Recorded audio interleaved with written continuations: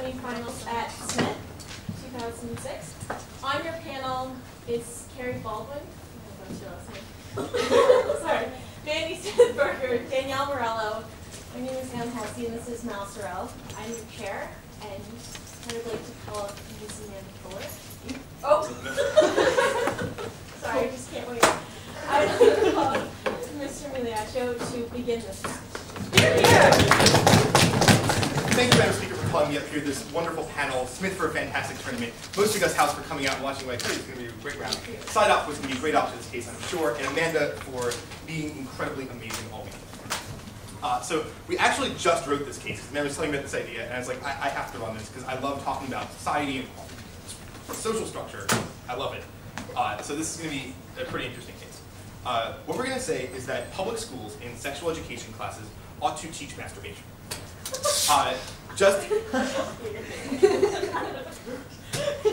better been gum. Great. Just to be clear, because I think this might come around, like most sexual education right now teaches condom use and not abstinence. And obviously some exist, but I just want to make that clear because I think that could impact the arguments we make. So, teaching masturbation, just like we're going to show you how this works. I mean, what they do in sexual education, like, I've never taken sex ed class. Okay. I mean, basically they teach you how it works, how to, do it safely. Yeah, safely. Yeah, how to do it safely, things you should know, importance of it, things you shouldn't do. Okay. Yeah. But right now they already do like a debunking myths, at least in my school they did, which included myths about masturbation. So this would be like a more hands-on training.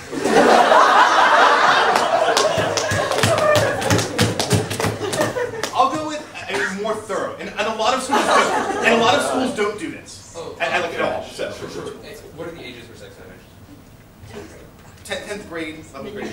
I'm sorry, Sweet, you're going to teach 10th graders how to masturbate? I'm sorry. No, I'm sorry, 10-year-olds, 5th grade. Okay. And then again, you'll have another health class in middle school, generally. Okay. I think I didn't hear something. You said this is an addition with abstinence. No, it could be either. I'm saying you can either type of education. I'm just pointing out to them what most sexual education is right now, just in case that comes up. Federal government mandates this. I mean, no, they ought. Schools should do this. Let's not talk about the federal government. I think this is an interesting case. Let's not talk about like government bureaucracy. If that's really what you want to talk about, you can, I guess. But okay. So 3 points that we want to talk about.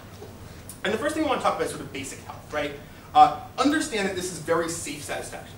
One of the easiest ways you can't get a sexual disease is to be pleasuring yourself. But understand also this is important that this works even in sort of an abstinence sort of context, right? Because if you don't want people to have sex, if you don't want people to be desperate to have sex, one of the best ways to do that is to teach them other ways to pleasure themselves. Teach them other ways to sort of fulfill those desires such that they're not desperate to have sex. People who understand masturbation and are willing to engage in it well might be less likely to go out and have sex earlier than they should because of that curiosity lust factor that they currently have.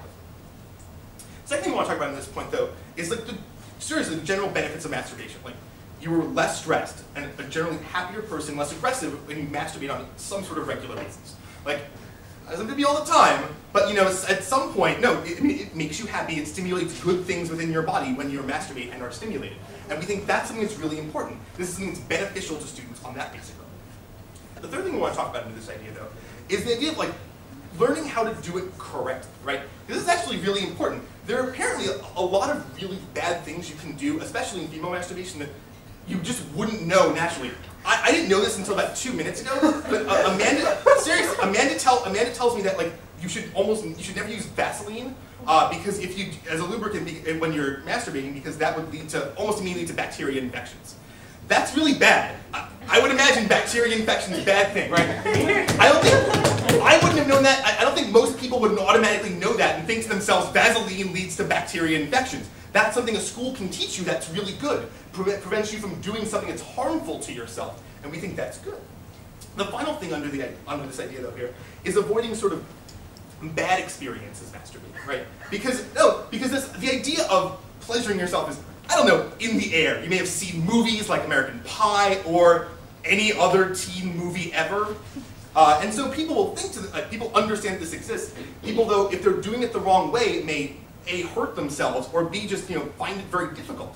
And that might be an experience that's bad for them. It might encourage them not to continue and not to learn more about their bodies.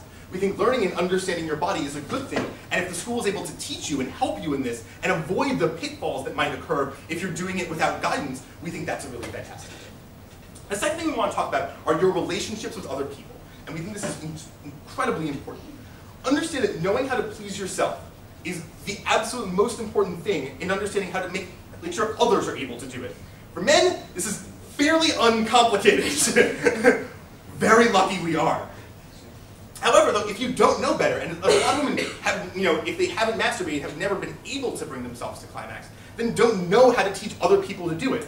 That means that they're stuck in this relationship where if the guy doesn't know how to do it, and believe me, if you're 16 years old, a lot of guys are fairly clueless.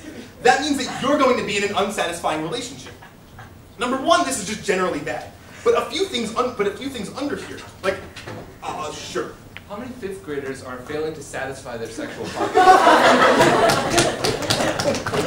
5th grade, though, is a time before a lot of that happens, and that's important, right? Because you don't want someone to get to 15 years old when those feelings start to come about, and then they have that problem. Then they don't understand masturbation. Then they have the feelings that lead them to have early sex. People have sex at increasingly young ages. This is probably bad for them. And perhaps if we start early with sort of simple things, look, we don't give them everything in 5th grade, but it's the idea and sort of work towards them and help them understand their bodies. We think that's a good thing. But back to what I was talking about. Understand that if you're in a relationship in which you know how to please yourself and are able to teach someone, you can make demands of the other person in the sense that you're stronger in that relationship. For a woman who doesn't understand how to do this and hasn't been able to find someone who's able to do this, she becomes dependent on the first person she finds who's able to do this. This is very, very bad for her because this may not be a very good relationship, right? Understand that if you're seeking out these sort of desires, someone apparently has that problem. If you're seeking out these sorts of relationships, and believe me, I think it's okay for women to seek out sexual pleasure, right? And you're unable to find it except with very few people, you become dependent upon that relationship. However, if you are able to teach others how to do it, that means that in that relationship, if you find a nice guy who happens to be a little bit clueless, you're able to guide him and teach him such that he's able to do the same thing. This means you have better choices in relationships, which we would say is probably a good thing. We would also say under here, though, that you can make demands like asking a man to put on a condom. Because again, if you find this one guy and he's like, I can do this and I can show you how to do it, that means you might accede to demands like, I don't want to put on a condom. Not putting on a condom is a bad thing. A friend of mine just got chlamydia for that exact reason. True story. So you might want to be, so you want to be in that position, no thank you, where you're able to make those demands without feeling like it's a question of making these demands or losing my ability to feel satisfied. We don't think that's a fair choice for women to make, and we think we solve for that in our side of the house. The final thing we want to talk about is equality generally. Understand that the way we conceive that society often tries to deal with women, assume they're young, and to socialize them, is to sort of make them disenfranchised in the bedroom. Like, yes, we give women equal rights. Yes, we give women all the other sorts of equalities, but I don't think, bearing our personal experience, I don't think we give women the same rights as men. I don't think we teach them in the same way to understand who they are and understand what they're capable of and what they deserve. And we see this in things like sort of the mean girls culture, right? That the girls are sort of, placed in these horrible positions in high schools. Marissa, again, tells me a statistic that apparently only in high school, only 1 in 10 blowjobs are reciprocated with other oral sex. That's terrible, right? That suggests us that girls are being taught that that they ought not get equal rights. That, if they do something to a guy, they ought not get something back. That, I think, is terrible, right? We have equality everywhere else. I think women deserve the same thing. I don't think this is that crazy. Also understand, as it says, this allows women to be equal in the sort of the dating playing field, right? They can be shoppers and look for guys in the same way that men are able to shop for women. This is really important in the same way like I talked about. You don't become dependent on the first man you can find. You're able to go out and find the best guy you want. The final thing I want to close on this is understanding how this can change the way men understand women specifically. Understand that when they teach these classrooms and when they have these education classes, the boys are going to be in the room too. Surprisingly, for a large number of them, will probably be their first ever exposure to the idea that, oh my God, women masturbate too. Women might have these desires, women might have these feelings. I think an educational program like this would teach men to be more attuned to women, would teach them from an early age to think about, that there is a partner, there's a person on the other side, and they have desires too that need to be protected. We think this is an absolutely fantastic thing that would provide you only good things. For all these reasons, we're proud to propose. I'd like to call upon Mr. Cafritz to continue the constructive portion of this round.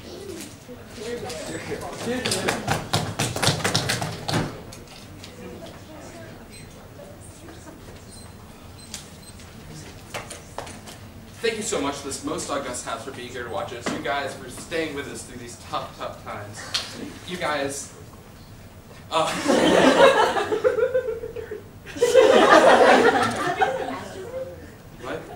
Maybe I should learn something at school. I don't know. And Smith, I've had a great time at this tournament. I had a great time here last year. Hopefully great times in the future of greatness. That said, I'm going to start with my first independent point. And sort of run through a series of reasons why this has actually significant harms and actually very little benefit, right?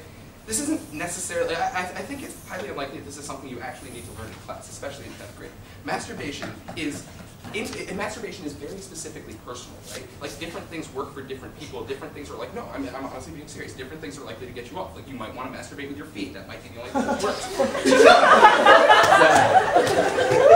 Teaching people, like, rote forms of memorized masturbation is likely to be ineffective in the long run. We think masturbation is intrinsically part of the natural sexual path of sexual discovery that every person should go through. We think there's a time when you go into the bathroom and you figure out your own body. Not like, Miss Sanders told me I pull it this way. Sure, but what if you don't have any ability to start on that path? It's not so easy about pulling things in particular directions when you have internal genitalia. I think that you should, in fact, even know that it's okay to masturbate. Alright, here's the thing. This class isn't just about telling people it's okay to masturbate. Like, they're teaching people how to do this. That's one thing. It's not just a statement that's okay. We think there are, and we'll reiterate this, lots of other ways to tell women that it's okay to actualize sexually, to change cultural standards. We don't think cultural change necessarily has to take place in the groin. And we don't think even sexual change necessarily needs to take place there. We think it's primarily a mental block that can be dealt with in that way. Two, I think even for women, and obviously I have less expertise than Amanda, and so maybe some of this is spec, guys, but even for women, there is that element of discovery. Just because it may not be as simple, it may be harder to discover, but that might actually make it more fun. It may take you longer, and since this is fun in the first place, taking longer isn't the worst thing in the world. It's not like, this is my grammar homework, I hate that this takes so long. Like, figure it out. Alright, the next thing I want to talk about is the idea of community standards. This is sort of an obvious out of this case, but it's also actually very important. Recognize that, as much as any of us in this room might find masturbation healthy and wonderful, some parts of our community find it offensive or find it problematic for a variety of reasons. They think it, they think it over-sexualizes society or leads people towards different sexual behavior which may be dangerous, or maybe they find it religiously exceptionable, whatever. We think that there's a significant problem when Johnny comes home from class or Sally comes home from class and says, this is what they taught me to do today. One, that parents might think their children are getting molested when they're being taught intricate things about masturbation. We think that fear goes up significantly. And two, that parents, as a result of this and as a result of other fears, will take their children out of public schools. We think taking people out of the system because of particular beliefs about something as controversial as masturbation and something as unnecessary to teach, no thank you, as masturbation, it really just outweighs the benefits. The next thing I want to talk about is sort of the problems of over-masturbation and masturbation in general. It is sort of healthy on a small scale, but recognize that teaching masturbation as a healthy alternative to sex is actually teaching them sort of an alternative to interpersonal contact. It's teaching people to retreat within themselves. It's like, you can just do this by yourself and do it alone. You can just go your own way. We think you're going to grow a society of non-reproductive perverts. We think when our growth rates in society are already lessening, we think teaching masturbation just isn't the way to go. Ultimately, people need to figure out how to have sex. If you're sitting in your room the whole time, you're not going to figure out how to do it the right way. And more importantly, you actually will be less likely to be so satisfied with your partner at the point where you masturbate so much that that's what you got used to. That's what you associate with it. That's what you associate with orgasm fundamentally. You say, this is what gets me off, and your partner clearly can't replicate that because nobody knows you like yourself. The next thing I want to talk about, and they talk a lot about girls, but there are also problems for boys of this round. Here's the problem. At 10, not all boys can do this. When you tell them, this is something absolutely normal and you should be able to do, and then the boy goes home to do his homework and he can't.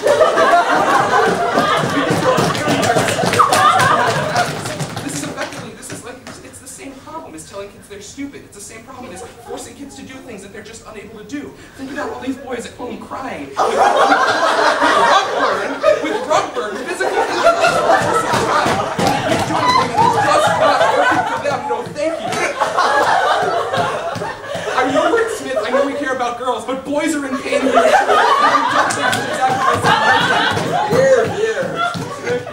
And I think that's actually a serious one.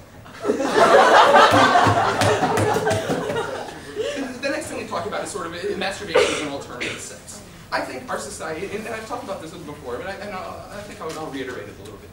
This is a society where we now have access to the internet. We spend more and more time by ourselves. This is a society where there's less and less interpersonal contact. People have cyber sex as opposed to real sex. They carry out relationships with fantastical or fake figures on the internet. They think Lara Croft is hot as opposed to the girl down the hall. We think this generally isn't a good path of development for our society. We think promoting internalization of sexual desires, which is actually what they're doing, as opposed to sexual self-actualization, doesn't in the long run help people. The next thing they talk about is, you're less likely to have sex when you masturbate, etc., etc. No, guys. Even if you masturbate a lot, you still want to have sex. It makes sex all more enticing when you're thinking about sex all the time, because guess how you masturbate? You think about having sex, and then you get off. That's what masturbation is. If you're thinking about sex constantly because your masturbation teacher tells you to, you're going to be thinking about having it more. This doesn't promote safer sex or less sex. It just promotes sex, sex, sex. And as much as we all love that here, it's not necessarily right for 5th graders.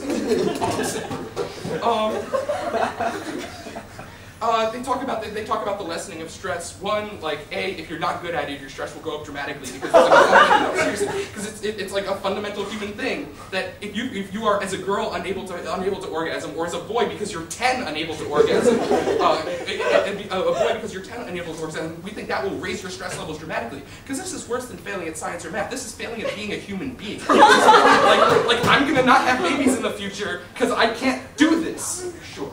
Do you actually believe that women can masturbate to climax when they're 10 as well? What? Do you think that women can masturbate to climax before puberty? I actually don't know. That's the point.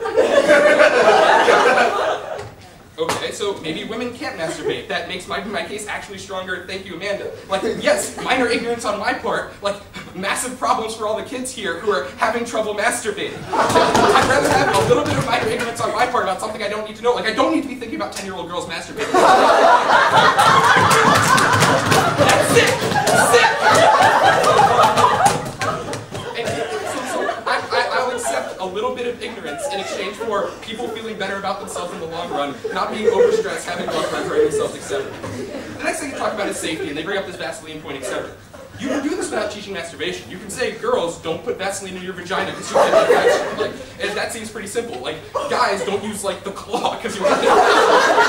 You can teach masturbation. Just tell people that certain things are dangerous. We do that all the time. The next thing I talk about is sort of the idea of satisfying relationships, etc., etc. We think a couple things. One, I don't know how much you guys remember from what you learned in 5th grade, or remember what you learned in 5th grade when you were 16. I don't think this is necessarily going to have the long-term benefits they talk about. The other thing is, I don't think this necessarily actually promotes satisfying relationships. This promotes a satisfying relationship with yourself, sure, but not necessarily with other people. This teaches you to be self-sufficient. And as much as we in America love self-sufficiency in an economic sense, in a sexual sense, in the long run, it's just going to lead us down.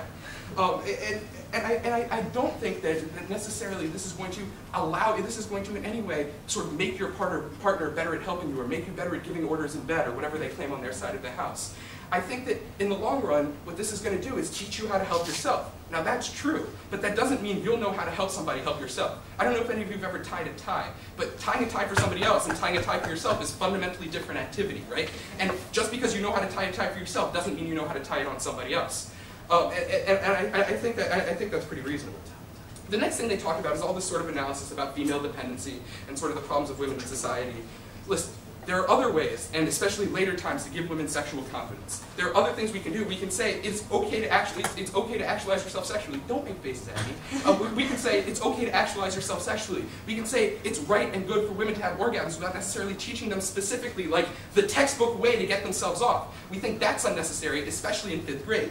We think that there are more important societal changes. They say, they give you the example of the girls who know how to masturbate will be more likely to get their boyfriend to use a condom. Like, I think this is ridiculous. I see very little connection between knowing how to masturbate and having your boyfriend use a condom. I see a connection between maybe putting girls in leadership roles in schools and telling your boyfriend to use a condom, or maybe telling girls they'll get knocked up and drop out of school and have your boyfriend use a condom, or a variety of other ways to have girls make their boyfriends put a condom on. A girl knowing how to get herself off has nothing to do with a condom because there's no condom involved. Listen. Ultimately, with all this stuff, I actually don't really see this. They try to keep hammering home this idea of a link between masturbation and sort of liberation on a societal-wide level. I think that what's important, or especially important to teach, is relationships between people. It's not that women necessarily. I don't think the problem is necessarily that women aren't able to actualize themselves sexually by themselves. I think it's that when they become into partnerships, especially with men in a society like this, they're often victimized, etc. Totally agree with that. I don't think them knowing how to masturbate necessarily changes the situation. I think that the connection with liberation is actually tenuous, and there are again a series of other things we can do without promoting inadequacy, without promoting sex in schools, without alienating parents that can do this. I think there's a much more fundamental link between the way women feel about themselves in society, the way they might feel about employment, the way they might feel about other things, and taking orders from men than there is between masturbation and all of these things. I think a woman who's self-actualized in other ways, who for example goes to an all-girls college and takes on leadership roles, is much more likely to assert herself than a girl who just knows how to masturbate. I think that's pretty important. The last thing they talk about is sort of changing the way men understand women. First of all, sexual education in almost every school district in this country is done in segregated classrooms. You group the men into one room, you group the women especially the first run of sex ed in 5th grade. You group the boys in one room, you group the girls in the other room, you tell them how their bodies work, you tell them, bananas, whatever. Whatever goes on in sex ed. I think that ultimately we do need sort of. Oh, sorry. Stop. I was looking at the clock. I just got so wrong.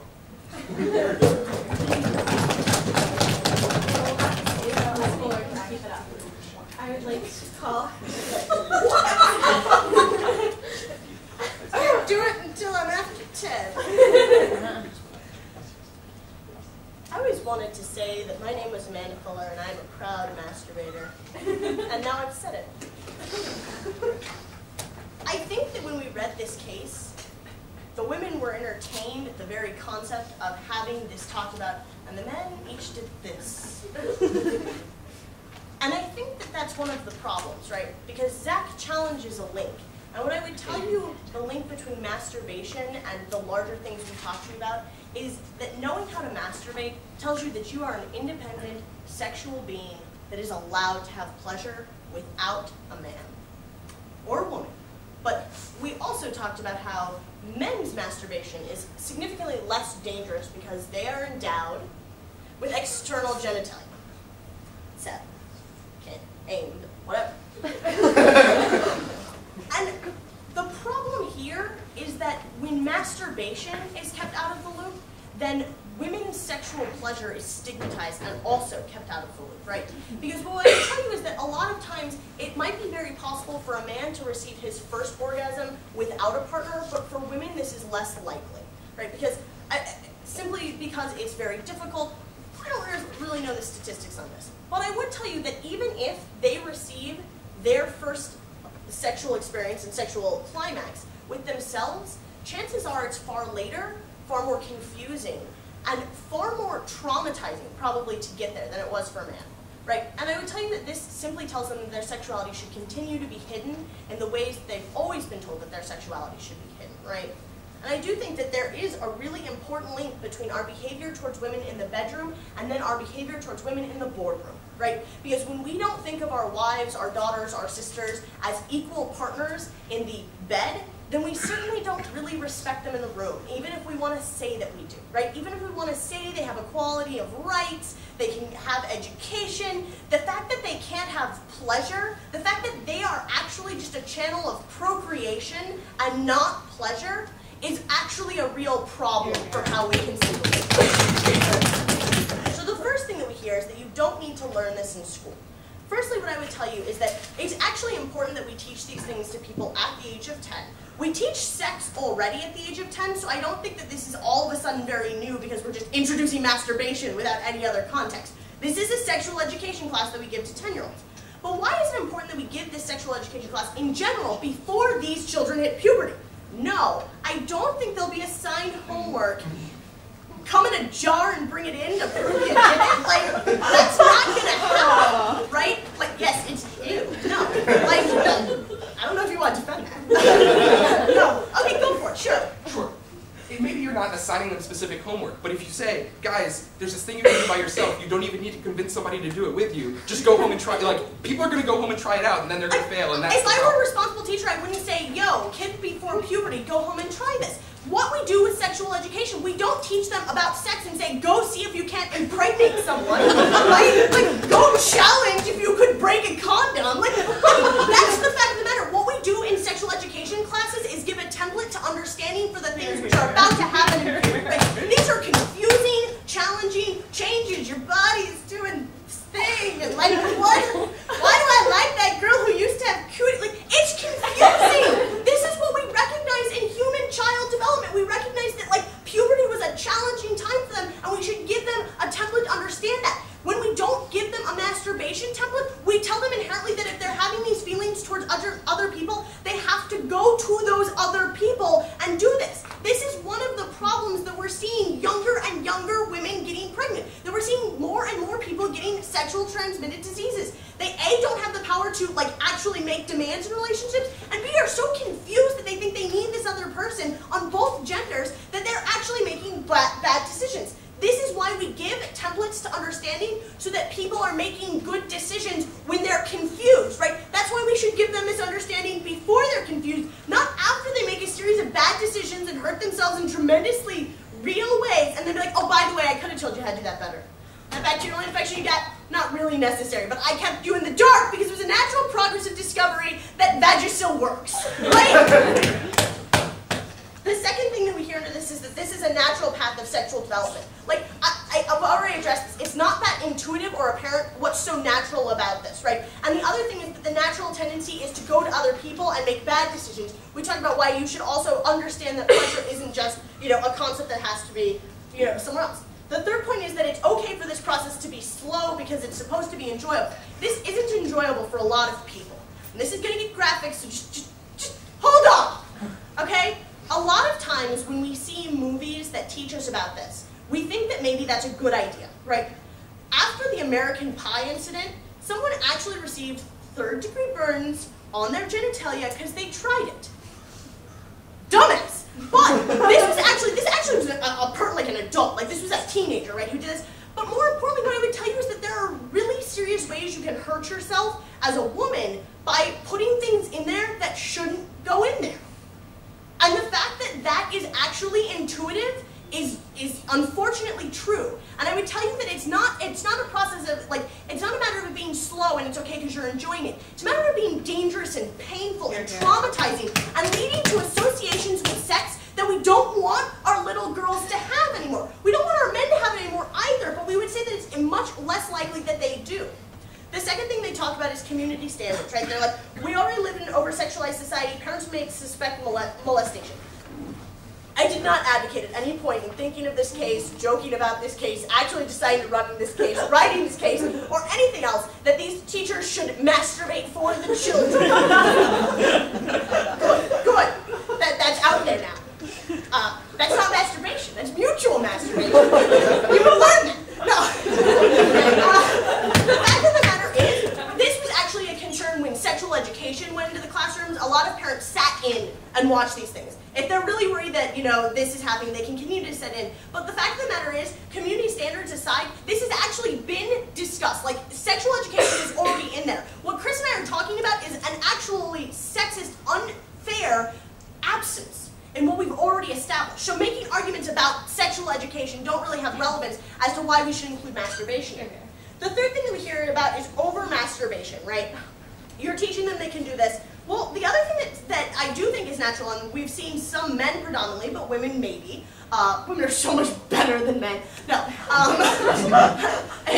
We've seen them actually masturbate. masturbate to excess, right? And this actually is unhealthy. It's more likely among men. It has occurred in young women as well. But what we would say is that that's one of the other things that you can educate them about, is about moderation in your sexuality, right? Not just in masturbation, but in general, which is, this gives an easy forum to teach about that moderation. Like, yes, we know you can masturbate. Some of you might have already discovered this. That would be more said in the middle school rendition of this class, not the 10-year-old rendition of this class. But you should be careful about doing this too much, right? Also, when you teach masturbation instead of being absent, you can tell people where it belongs in our social relationships. Zach seems really concerned about, people becoming self-reliant and never having communication with others. I think that this is a real concern. I think that this is a concern because we're letting people just go and do that without explaining to them that there is a balance to be struck between these two things. The easiest way to talk about it is to talk about both sides, not just to talk about the sex side and then pretend that people might figure out the masturbation side. It's to talk about both sides equally and see that people actually get a better education. Additionally, what we would tell you under this is that this contradicts the idea that he gives you when he turns K-side. He says that, look, this means that it's not safe satisfaction because you think about and you fantasize about having sex when you masturbate. So this will lead to more sex. This, however, contradicts directly the argument that you will never have sex with another human being because you will then proceed to cyber sex, right? So he's got to choose one of these. I don't actually think either of these are logical because I think at the point that I think that both of these things might occur with different individuals when you leave a blank space in a curriculum, when you talk about sex but don't talk about some of the natural inclinations that people have. Yes, by the way, it is natural for people to masturbate. Men and women alike. And I actually think that has to be said at some point to these people because I don't think it has been. I don't think it is clear to them that it is natural for everyone to masturbate, not just for people like have wet dreams, which isn't something which happens to both people. So let's go on to case, right? Because we talk about basic health, and what Zach says is like, you will think about it more, you will lead to more sex. What we tell you is that you don't necessarily have to, you don't have to go to sex at this point, because when you have these natural feelings of lust or urges, you can actually satisfy them, without having to go with someone. But additionally, we would say that this doesn't mean that you have to go have sex more, because then those urges are gone when they're satisfied, right? That's lovely. That's the great thing about this. And we would tell you that it's probably better that people do that rather than experiment with others, right? Remember, lots of children get involved in some really sticky situations when they have these natural... Interesting. Difficult situations when they actually try and experiment with their friends, right? Because they've heard things from their older brothers or other people at school, and they try and explore each other's other bodies, right? This is okay in a single gender sense, like when women are exploring with other women and men are doing it with other men. With little children, though, this could lead to early sexuality, too early, actual early intercourse, which we've seen a kind of accidental traumatizing of children when they're trying to do these things. We think it's better to give them a template of understanding.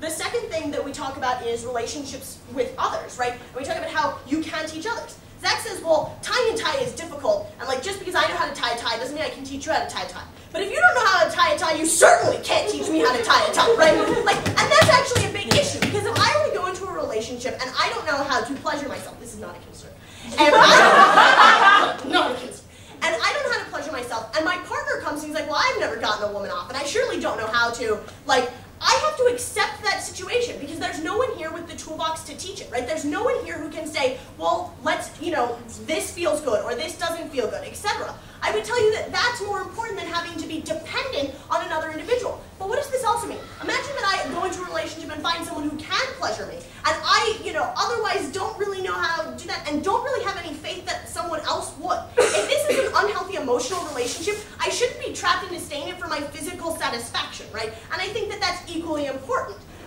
And then Zach tells us that we'll feel bad as humans when they can't complete their homework. I think I've already talked about how we're not actually giving them homework, we're giving them a template of understanding their natural progression. Some people go through puberty as early as 10, most people do not, but we explain to them that they will soon be going through puberty and what that means. Just saying things like, don't put Vaseline in your vagina doesn't mean anything without the context as to why you would put Vaseline in your vagina. I think that you can't just tell them that, right? The third thing that he talks about is equality. He's like, look, this really just hurts relationships between people. What he neglects here is the idea that women now can be shoppers in the same way men can be shoppers, of demanding certain things from the people that they're their certain partners. They can say, I demand pleasure from you, just as you demand pleasure from me, right? And we would say that this is really important. Putting them in leadership roles doesn't change the fact that they're never being pleased in bed, right? There are plenty of women who lead organizations in high school, but there are also still these statistics that say 1 in 10 blowjobs are not reciprocated with cunnilingus. I think that it's important to understand these kinds of disparities are what account for our continuing lack of parity. Because when we don't see women as equal conveyors of pleasure, we don't really see them as equal. We're happy to propose. Let's thank Ms. Fuller and call Mr. Brezinski come up and his final instructions. Well, this is a very interesting topic. Yeah, I have a deep, deep interest in this topic. So, in any case, I'd like to start off with kind of 2 points up top. The first point is they have this kind of masturbation-driven view of the world of sexual liberation. I, on the other hand, don't believe that you achieve sexual liberation in the world equality between men and women by teaching them to masturbate. This is logical because right now, men aren't taught to masturbate in school under the status quo. And yet they feel sexually liberated and they have all the benefits that they think that women should have as well. So we don't think that it's the act of teaching them how to masturbate that achieves this sort of equality that they're looking for. We have the same goals as they do, but we don't believe that introducing masturbation will lead to that. In fact, it will lead to the sense of inadequacy, et cetera, that Zach has already talked about. We want women to feel sexual, but we think that this is a broader part of cultural change that involves things like empowering women throughout society. Glass ceilings in the world are not caused by lack of knowledge of how to masturbate. It's as simple as that. Secondly, I'd like you to kind of apply this to basically all the parts where they talk about how men and women will be able to better please the other person. Masturbation is teaching you how to please yourself, not how to teach you to please other people. That's what sex ed is for. Sex involves 2 people. Masturbation involves 1 person. Sex ed is the right place to teach somebody about how to please the other person, not masturbation. It's a really indirect way of teaching somebody. No, thank you. You're better off teaching somebody how to please somebody in a course that involves 2 people rather than 1 person. So, let me now go to our points. We basically agreed that that you should tell people what not to do. We don't stick burning pie on your dick. We're okay with that. And we don't believe that that involves great leaps of logic. Why would I stick burning pie on my dick? I don't know why. We think that you can do this.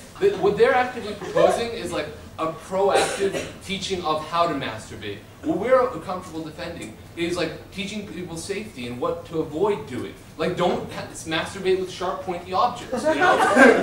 Whether you have internal organs or external organs, that's just a bad idea. No, thank you.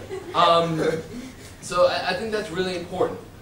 They say that, and also they massively overstate what kind of benefits they're going to be getting on their side of the house. They seem to have missed the existence of the internet. The internet is tremendously useful for many, many things. I'm sure there's a Wikipedia article on this. Not now.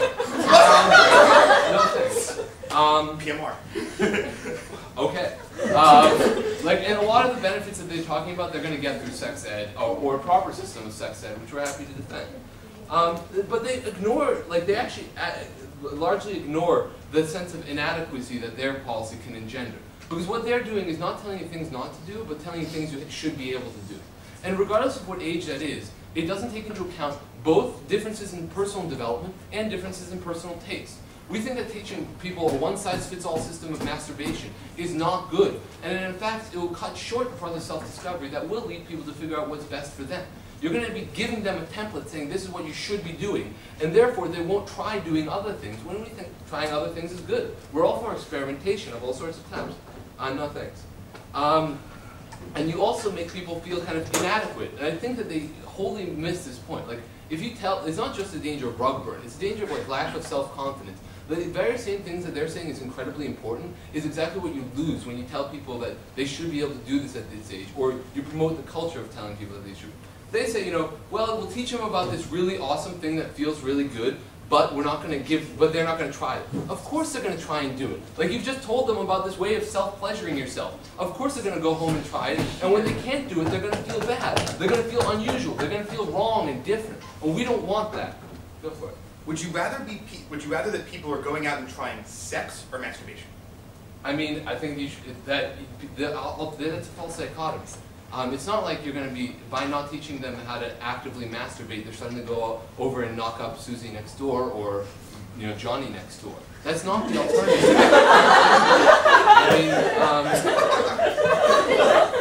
So I'm trying to think. That's just not the way it works. You're still teaching them sex ed. You're still teaching them on our side of the side all the harms and consequences of having sex at an early age and all the ways in which to do it safely. There's no link between this sort of logic that they're trying to set up. Then we talk about how community standards are important, and they entirely drop the point of how this will drive people out of school. We think that this is a massive harm on their side of the house that they haven't addressed. Basically, this sort of proactive leap will make many parents feel uncomfortable. Like, I think that there's a profound difference between having like this safety-oriented process of teaching people what not to do so that their children don't harm themselves, and teaching people, telling parents' children that they should be doing this at the age of 10. Like, I think that, I don't agree with the fact that it will make some parents uncomfortable, but it will. And then what happens when parents leave the school system? They don't get any sex ed at all. And I think that that's a far graver harm than any of the benefits they're getting. And you have to take it in the mindset, not just like New England and the Northeast, you have to take in the mindset of like the South and places in which this is more controversial. Yeah. And the harms will be far greater. No, thank you. Then we think that we talk about how there's the importance of interpersonal contact and not promoting an antisocial culture. They say, oh, no, we'll just teach them balance. Well, I don't think that you teach balance by teaching something that only benefits yourself. They somehow think that by teaching masturbation, they're going to teach the person how to please the other person, but that's not how it works.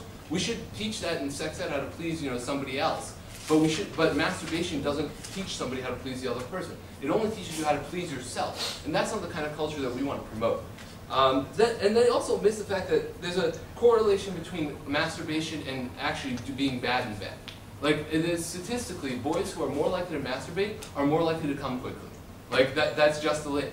And we don't think that promoting like quickly coming guys is a good thing. We think that guys should last longer. So their policy is really bad. But I think I've shown you how they're proposing this in a vacuum. It's not a realistic situation that everyone's ignorant and have no other alternatives to turn to. There are many other places where they can get this information where you don't get the social harms that they get. But let's go case side. Their first point is about the general benefits of having a template for masturbation. You're still the answer is that you're still getting sex ed. You can teach people what not to do without teaching people what they should be doing or telling people they should be doing something at a certain age. And then furthermore, they talk about masturbation as an alternative to sex. We think that sex is better, and that teaching people interpersonal contact is better, and that the degree to which the degree to which people will be ignorant of the phenomenon of masturbation is completely wrong. Then they talk about how there'll be less stress. Well, I mean, I think that you raise stress levels, like Zach said, and they fail to adequately rebut. When you tell people at the age of 10 that they should be that there's this thing that they should be able to do, regardless of whether or not they can do it.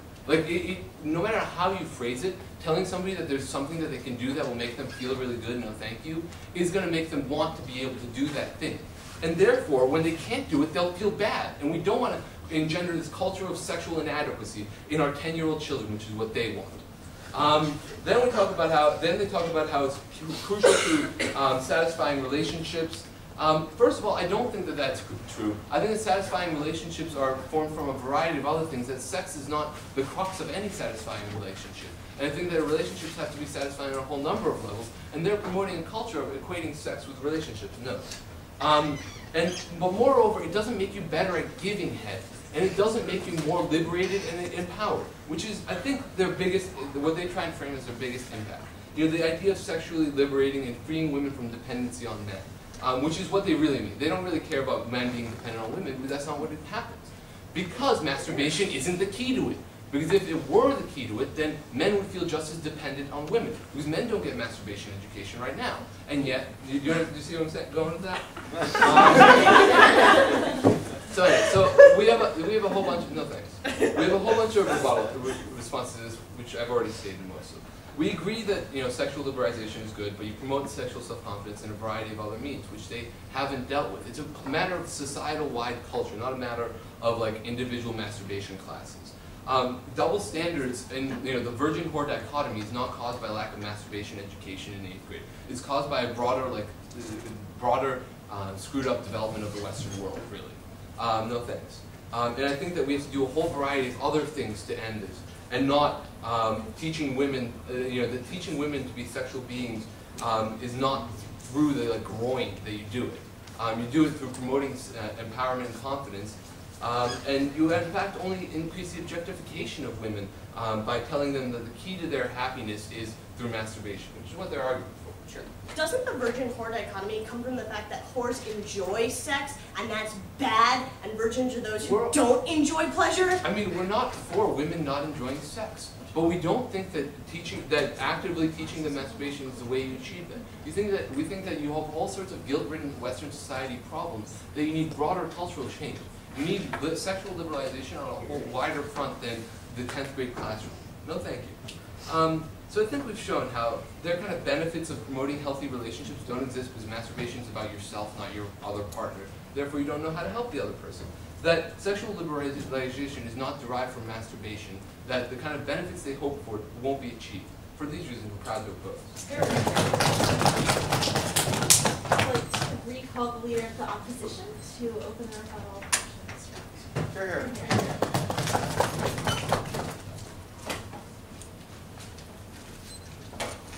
Thank you very much, guys. This round has been entertaining. Obviously, we all giggled a lot. It's been fun. So, first question.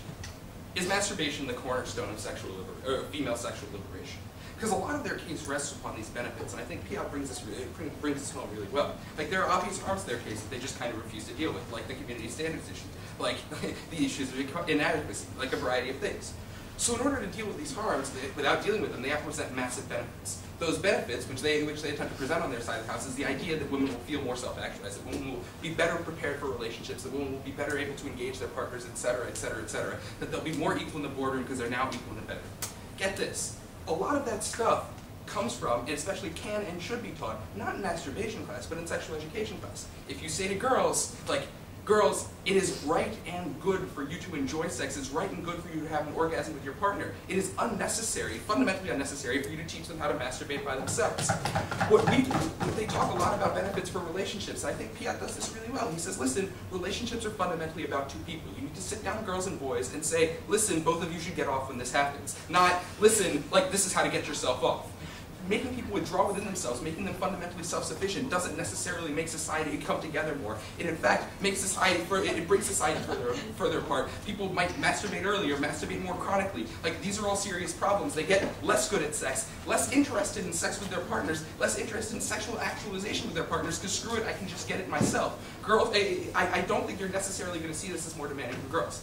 Piotr says, listen, obviously Western culture is fucked up, right? And obviously there are issues, there is this virgin whore dichotomy. We don't think it's wrong on our side of the house to promote pleasure for women. We just think it is fundamentally unnecessary to promote women pleasuring themselves. Women should have women should have access to pleasure just as men should. But what we think the important promotion is, in the limited time we have in these sex ed classes, is to promote mutual sexual pleasure. That's what's actually important, because you need to promote safe and healthy sex, not safe and healthy masturbation. Ultimately, I think the benefits from this are very limited. I think you don't get this sort of like women aren't just busting through glass ceilings on the power of masturbation. That's not what's going to happen. I think that if you refocus this attitude, and I think there is good sentiment behind their case. There are some good ideas behind their case. And if you refocus that in sort of a redefinition of sex ed, a redefinition of what's okay about female pleasure, if you refocus that in focusing on ending the virgin whore dichotomy and putting women in more leadership roles and doing a variety of other things, that can have further serious long-term benefits in a way that teaching masturbation doesn't. That's what we support on our side of the house. So. And to close, is this how you want to spend your time? Is this how you want to spend your time in sex ed class? First, briefly, the issue of safety. They say you can't teach people this without context. here's the thing. Lots of little kids do stupid sexual-ish stuff. When parents see these little kids doing these things, like sticking things places they don't belong, and doing like crayons and shit, and doing or like messing around with neighbors, you just say no, don't do that, and it ends, right? Like I don't think you need to be like you need to provide heavy context for like, honey, don't put that there. You don't need to say, well, what can happen is see, and what you could do on the other hand is, and that might be fun. Like I think that's just really unrealistic. You can tell kids that listen, certain things like pies and sharp objects are unsafe. Just don't put them near anything sensitive. I think that's easy enough, and I don't think that requires teaching to like proactive masturbation. The next thing to talk about is this idea of inadequacy, and they poo-poo this. But I recognize that there's a fundamentally different barrier between the barrier for sex and the barrier for masturbation. For sex, the number one thing stopping people from having sex all the time is you have to convince somebody to have it with you. For masturbation, if you learn about it in class, like if you learn about sex in sex ed class, you can't just go home and have it with somebody. Because they say, like, this is sex and you can't force people to do this, right?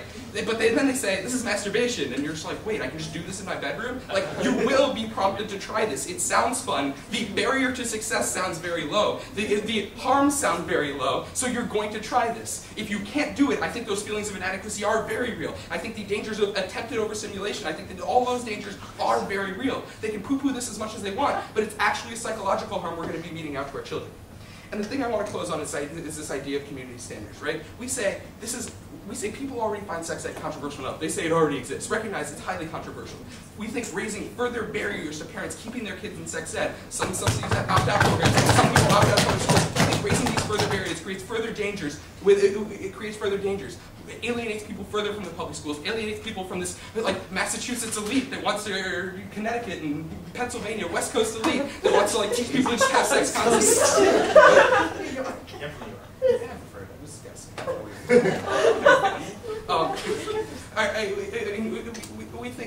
We think you prompt further alienation with very small benefits. We think when you have inadequacy and alienation on one side, and you can just get these benefits by a healthy and well-rounded sex ed class on the other side, you've got to come with Rob. There you go, you got it. I'd like to recall the Prime Minister to close out this very fine round. Thank you, Madam Speaker, panel, everyone. Side up for actually really engaging this case. Thank you for that. And Amanda for being fantastic. Before I crystallize, I want to condense Piotr's speech into 4 sentences. Because he tells us there's 2 new points at the beginning, but that's actually the entire speech, and it boils down to 4 things. First, men can figure out how to have an orgasm, and thus if women can't, they should go look at an article on the internet. Because we'd rather have people learning things from the internet than teachers. He suggests Wikipedia.